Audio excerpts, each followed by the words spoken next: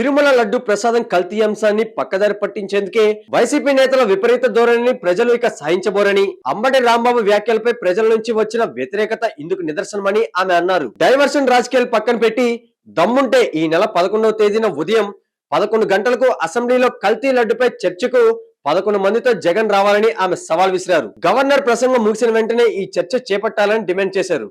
హిందూ మతంపై కోపంతోనే జగన్ తిరుమల లడ్డులో రసాయనాలు వాడించి కల్తీ చేయించారని, ఆ పాపం బయటపడడంతో బూతుల భాషలో విషయాన్ని దారి మళ్లిస్తున్నారని ఆరోపించారు.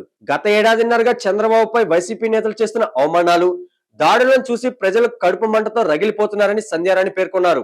స్కిల్ డెవలప్మెంట్ కేసులో ఈడీ దాఖలు చేసిన ఛార్జ్ షీట్ లో చంద్రబాబు ఏ తప్పు చేయలేదని బట్టబయలైందని, 53 రోజులు అన్యాయంగా జైల్లో పెట్టారని స్పష్టమైందని అన్నారు. క్లీన్ చిట్ అంటే ఏంటో చంద్రబాబును చూసి వైసీపీ నేర్చుకోవాలని హితవు పలికారు.